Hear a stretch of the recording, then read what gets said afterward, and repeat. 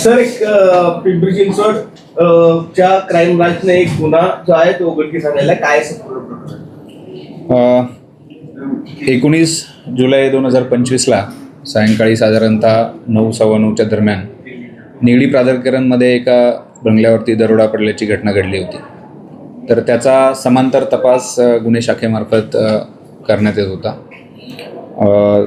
त्याच्यामध्ये माननीय पोलीस आयुक्त Vinay Kumar Choubey sir, additional CP sir, joint CP sir यांनी जवळपास 10 पथकं पोलीस स्टेशन आणि क्राईम ब्रांचची ही वेगवेगळी या गुन्ह्यामध्ये तपासामध्ये कार्यरत होती. तर त्याच्यानुसार घटनास्थळी आम्हाला काही तांत्रिक विश्लेषण CCTVच्या आधारे काही संशयित वाहन मिळालं होतं आणि त्या संशयित वाहनाचा माग काढत हा गुन्हा प्राथमिकता उघडकीस आला. याच्यामध्ये जवळजवळ आमच्या मालमत्ता विरोधी गुन्ह्यांचं जे पथक आहे त्यांनी 1200 किलोमीटरपर्यंत या वाहनाचा माग काढला. त्याच्यानुसार तो पाठलाग केला आणि त्याच्यानंतर त्याची जी ओरिजिनल नंबर प्लेट आणि ह्या सर्व गाडीचे जे डिटेल्स आहेत ते निष्पन्न केले, गाडीचे मालक निष्पन्न केले आणि त्याच्यानुसार 24 जुलैला पहिला आरोपी याच्यामध्ये अटक झाला. त्याचं नाव आहे सुरेश लादूराम ढाका.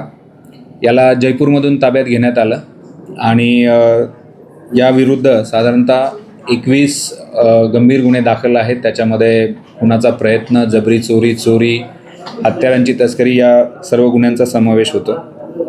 त्याला अटक केल्यानंतर जो पुढील तपास झाला त्याच्यामध्ये एकूण त्या दिवशी घटनेमध्ये 6 आरोपी होते. पैकी 3 आरोपींची आपल्याला नावं निष्पन्न झाली. त्यातला हा सुरेश ढाका. एक दुसरा जो आरोपी आहे ज्याला अटक करण्यात आलेली आहे महिपाल बिश्नोई आणि तिसरा जो आरोपी आहे आणि या गुन्ह्याचा जो ज्याला आपण मोरक्या मुनिया मास्टर माइंड ज्यांनी ही सगळी गुन्ह्याची मोडस प्लॅन केली, सुभाष बिश्नोई. हे सर्वजण जे आहेत ते राजस्थान आणि याच्या हरियाणाच्या बॉर्डरवरती काय राहणारे व्यक्ती आहेत. अभिलेखावरचे गुन्हेगार आहेत.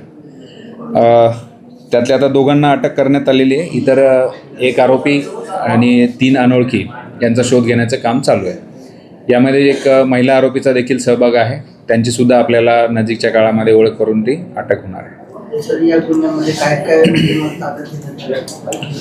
या गुन्ह्यामध्ये जे चोरीस गेलेला मुद्देमाल होता तो त्याच्यामध्ये आपल्याला सोन्याचे कानातले, एक टायटनचं घड्याळ, जे गृहस्थ होते फिर्यादी त्यांचं वॉलेट ज्याच्यामध्ये कॅश होती आणि त्यांचं आधार कार्ड, पत्नीचं आधार कार्ड, त्याच्यानंतर त्यांच्या गाडीचे ड्रायव्हिंग याचे RC डिटेल्स, हे सर्व जो मुद्देमाल आहे तो आपण ताब्यात घेण्यात आलेला आहे.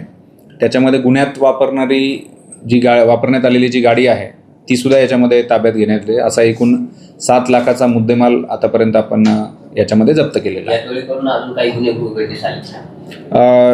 याच्यामध्ये अजून निश्चितच या PCR काही नवीन गुन्हे केल्याचं अजून निष्पन्न होत नाही, परंतु तरी देखील आम्ही तांत्रिक तपास आणि इतर आरोपी अटक झाल्यानंतर याच्याबद्दल अजून माहिती आपल्याला मिळेल. ज्यावेळेला हा गुन्हा घडला त्यावेळेला एका महिलेचा देखील उल्लेख संबंधित जो पीडित व्यक्ती आहे याने केला होता, तर त्या संदर्भात काय सांगितलं? बरोबर आहे. यामध्ये या 6 आरोपींमध्ये एका महिलेचा देखील सहभाग आहे. ती देखील परप्रांतीय असल्याचं तपासादरम्यान निष्पन्न झालं आहे. आता तिचे इतर माहिती काढून त्यांना अटक करण्याची कारवाई चालू आहे. आता प्राथमिक तपासामध्ये जी माहिती समोर आलेली आहे त्याच्यामध्ये साधारणतः 2 महिन्यापासून हे पुण्यामध्ये वास्तव्यास होते, येऊन जाऊन असायचे आणि या संदर्भातली जी गुन्हा करण्याची जी त्यांचं निश्चित झालं तर 2 महिन्यापासून झालं असं प्राथमिक तपासामध्ये त्यांनी सांगितलं आहे. याच्या संदर्भातले पुरावे गोळा करण्याचं काम चालू आहे.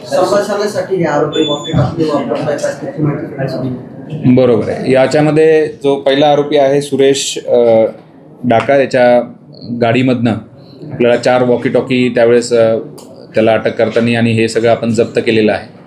तर प्राथमिक तपासामध्ये ह्या गुन्हा करतेवेळी त्यांनी वॉकी टॉकीचा वापर केल्याचं निष्पन्न झालं.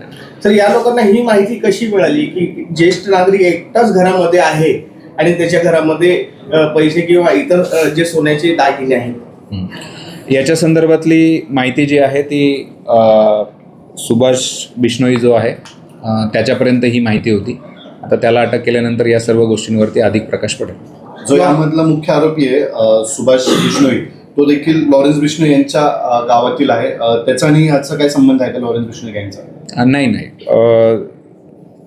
त्या गँग बिश्नोई जे लॉरेन्स बिश्नोई गँग आपण म्हणताय त्याचा आणि याचा कुठलाही संपर्क नाही. हे चोरी आणि याच्या संदर्भातले दरोडे अशा गुन्हेगारी संदर्भातले ही यांची पार्श्वभूमी आहे.